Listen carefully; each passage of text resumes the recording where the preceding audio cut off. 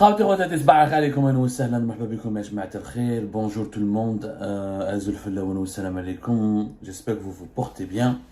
Nous sommes le 5 août 2023 et nous allons commencer la journée par une nouvelle triste. Elle est triste parce que la mort de chaque homme, la mort en elle-même, elle est triste. Et la mort de cet homme dont nous allons parler est davantage accablante et triste pour sa propre famille. Mais de ce sujet, nous allons essayer de parler avec beaucoup de sang-froid, d'objectivité et de soulever une question quand même sur la rigueur morale, l'exemplarité et le système de valeurs qui régit actuellement l'institution principale sur laquelle repose la stabilité et la sécurité nationale du pays, qui est l'institution militaire. Je dis cela parce que nous venons de confirmer aujourd'hui, au cours de nos investigations, que le général-major Ali Chouairi, qui était l'une des têtes de figure les plus importantes du système du régime Gaïd Salah, est décédé à la prison militaire de Blida. Donc, nous avons un décès au sein de la prison militaire de Blida. C'est une première à ma connaissance depuis le début de la crise politique qui a secoué le pays en 2019. Oui, on l'appelle comme quand même un cas exceptionnel qui malheureusement c'est un cas inédit que nous ne retrouvons pas dans les autres pays, ni arabes, ni africains, ni peut-être des pays de l'Amérique latine. En ce moment en Algérie, nous avons entre 130 à 150 officiers supérieurs de l'armée. En Algérie, l'armée s'appelle l'armée nationale et populaire, qui sont en détention, placés en détention, qui sont en prison, qui ont été emprisonnés. 130 à 150, donc une dizaine de généraux-majors.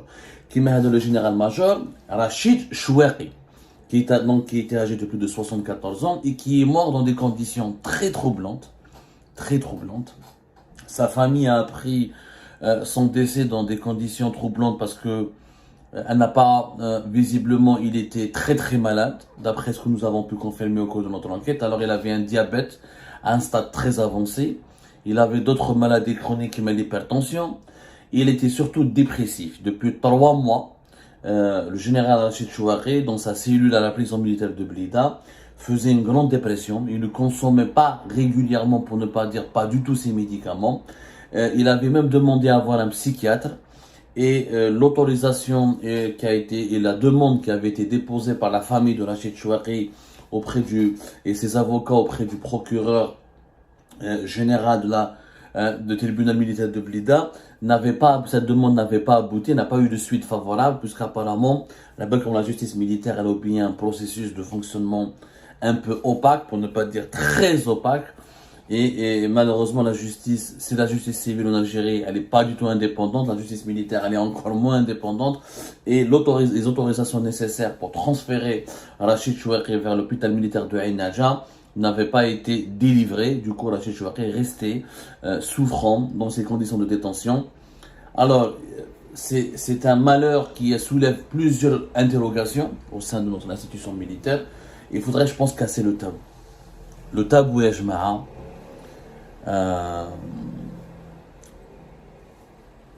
C'est que c'est pas normal d'avoir autant de généraux-majors en prison.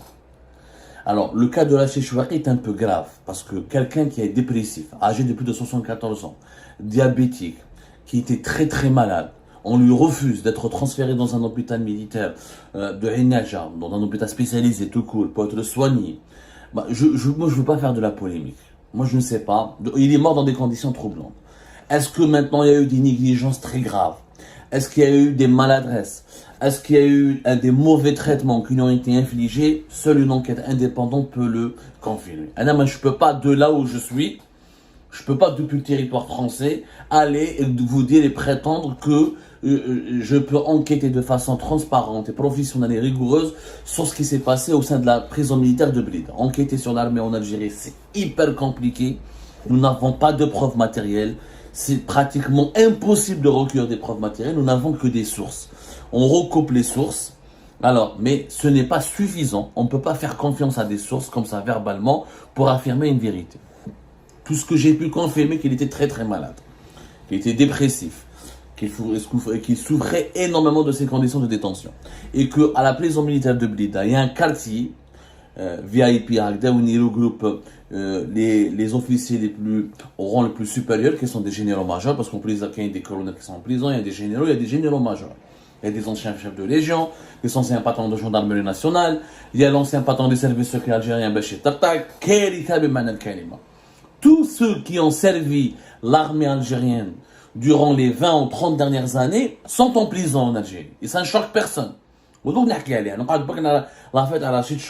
quoi elle est grave? Elle est grave, c'est parce que cet homme, peut-être s'il avait été soigné, peut-être s'il avait eu accès à un traitement médical adapté, peut-être s'il a été hospitalisé dans les bons délais, peut-être qu'il aurait été en vie. Et je m'arrête là. Je ne peux pas, à l'heure actuelle, affirmer qu'il avait été victime de bavure et de mauvais traitements. Je me pose des questions. Tout ce que j'ai pu confirmer de sources sûres, c'est qu'il était très très malade, gravement malade. Maintenant, comme je vous le dis, c'est le premier général à ma connaissance, depuis le début de la crise politique 2019, qui meurt en prison. Et la mort d'un général-major, et pas n'importe lequel, parce que Rachid Chouari, il a dirigé pendant de nombreuses années le département stratégique des industries militaires auprès du ministère de la Défense nationale.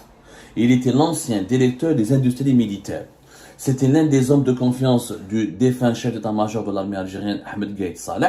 Et ce département a été celui qui dirigeait tous les projets de fabrication d'équipements militaires, de partenariat avec des groupes étrangers, comme c'était le cas avec les Émiratis pour l'usine, les véhicules militaires Mercedes, les utilitaires Mercedes Fitieret, tous les projets dans lesquels l'armée algérienne était engagée pour fabriquer des équipements, des armes, tout type d'armes, pour avoir une certaine économie, un écosystème